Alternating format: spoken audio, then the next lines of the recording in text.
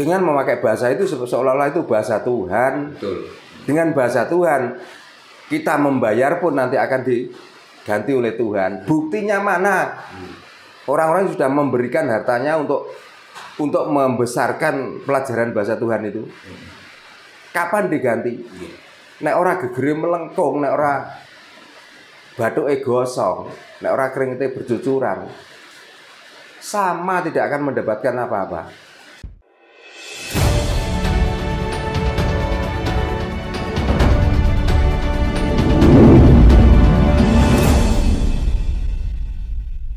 Pak, ini kadang terkait bahasa juga dan mungkin ini juga perlu untuk diluruskan supaya teman-teman itu menjadi waras Pak. Kan orang kan banyak mempersepsikan bahwa sebetulnya bahasa Tuhan itu kan bahasa Arab kan seperti itu.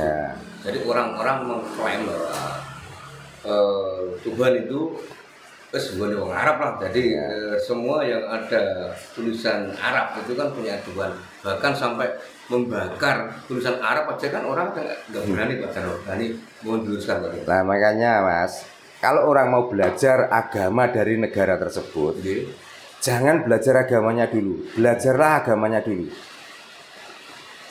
Tidak seperti orang Nusantara sekarang, tidak pernah mempelajari bahasa sana, lalu mengikuti agama dari sana.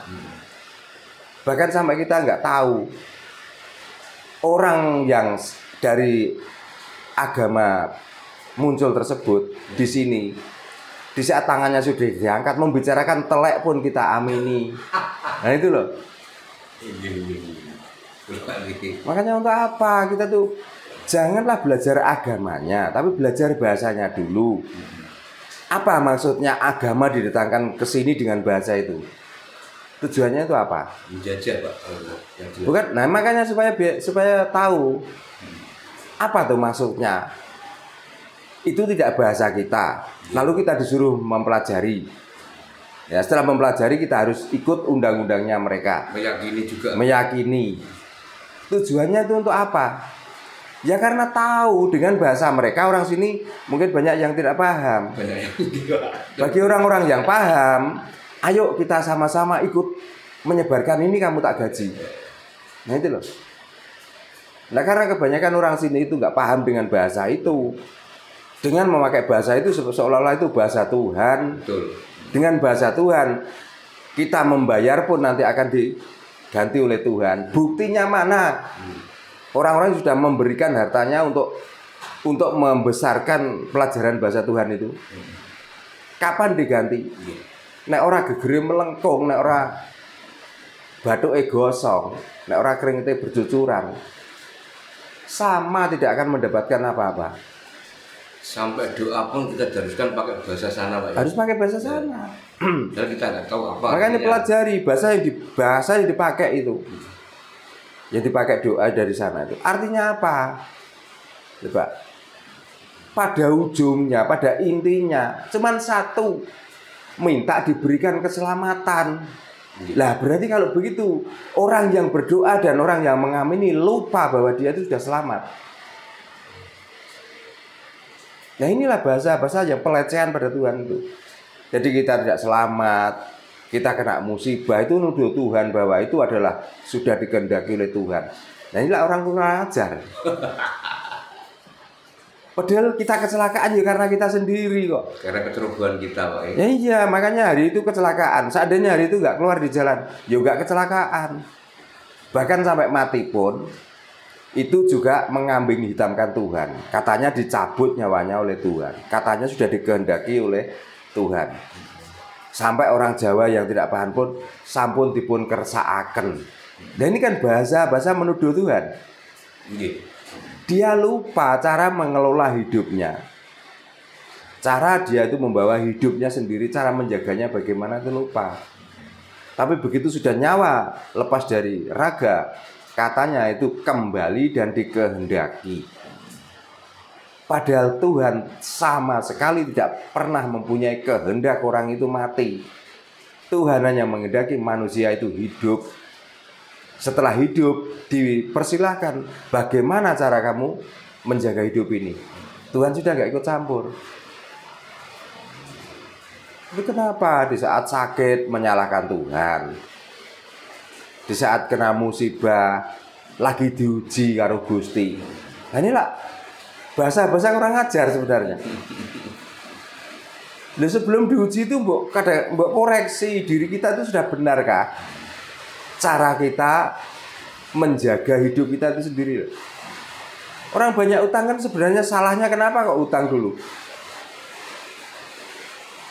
Setelah utang sudah banyak, ya, cara memakainya salah, lalu setiap bulan mengangsur, akhirnya apa yang terjadi? Ini musibah dan lain sebagainya. Setelah bangkrut, mintanya ke Tuhan lagi, nuduh lagi sama Tuhan. Nggak mau introspeksi dirinya. Kesalahan apa toh yang saya lakukan sehingga hidup saya itu begini? Di saat menang lotre mengaku kekasih Alhamdulillah. Tuhan, alhamdulillah. Orang kekasih Tuhan gitu. Iya. Nanam sendiri, memupuk sendiri, merawat sendiri. Tapi begitu panen, alhamdulillah diberikan tanaman kita itu subur, tanaman kita panen. Ini sudah kehendak Tuhan. Ini sebenarnya bahasa bagus, tapi juga bahasa tuduhan loh sebenarnya. Jadi tidak pernah bersyukur pada dirinya sendiri dan tidak pernah bersyukur apa yang sudah diberikan pada dirinya. Saya bisa. Maka dengan cara inilah besok kalau nanam lagi saya pakai metode ini supaya bisa panen seperti kemarin. Nah tentang cara kita bersyukur pada apa yang telah kita berikan, ya kita membantu orang-orang yang butuh. Jangan membantu-bantu bangunan. Jangan membantu-bantu orang yang ngoceh jualan cerita. Karena membantu bangunan dengan orang yang ngoceh nanti katanya dapat pahala. Iya Pak, ini masalahnya kan gitu. Lah fakir miskin, yatim piatu tidak pernah diperhitungkan. Katanya nggak dapat pahala. Kalau nyumbang di bangunan kelihatan. Daripada kita iuran Mas untuk membangun bangunan yang hanya tujuannya untuk itu. Okay. Mendingan kita itu melihat tetangga kita itu loh, yang rumahnya masih reot, yang penghasilannya itu pas-pasan, makan saja susah.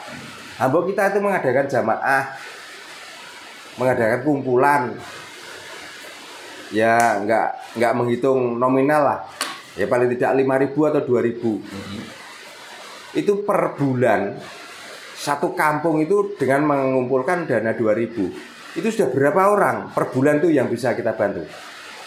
Coba. Tapi bangunan yang sudah megah-megah ini diperbaiki terus-menerus. Nanti kalau sudah baik gak cocok digempur lagi, dibangun lagi. Pertanyaannya manfaatnya apa? Coba. Kalau supaya kita tenang cara menyembah, benarkah orang yang di dalamnya itu menyembah? Buktinya apa? Apakah dengan pakai sarung, pakai baju, pakai kopiah, lalu mengadakan ritual budaya itu terus itu menyembah? Orang yang sudah menyembah dengan Tuhan itu sudah tahu kebenaran, sudah tahu tentang rasa. Nah nyatanya orang-orang yang menyembah dengan cara memakai tempat-tempat yang bagus, tempat-tempat yang enak, kok tidak punya rasa sama sekali? Coba. Makanya ini kalau terus menerus mungkin orang yang punya rumah mewah ada ya. Tapi di samping yang punya rumah mewah ada, di sekeliling kita itu masih banyak orang yang rumahnya masih jelek, yang membutuhkan Pak. Yang membutuhkan. Di tengah-tengah itu ada bangunan yang megah, yang mewah, bahkan sampai menjulang tinggi ke langit. Di bawahnya masih ada orang yang memiliki rumah dari anyaman bambu, masih reot. Coba, apa gak malu? Tapi kan bahasa ini di framing lagi. Karena ini rumahnya Tuhan, ya sekuat tenaga kita harus membangunkan Tuhan itu supaya senang. Nah Tuhan mempunyai segalanya, kok dibangunkan bangunan seperti itu terus Tuhan senang loh. Berarti kan dia tuh berhenti pada Tuhan yang KW, Tuhan yang abal-abal itu. Okay. Tuhan kok marah Pak ya. Nah inilah dogma agama. Makanya sebenarnya Nusantara ini nggak butuh agama sebenarnya.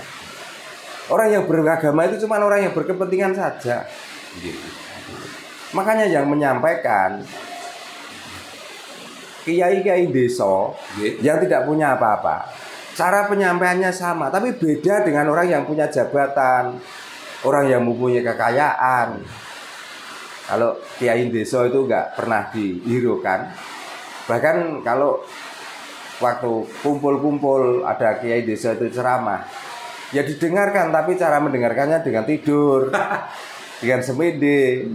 Tapi kalau sudah gelarnya dokter Randes, apalagi ditambahi H,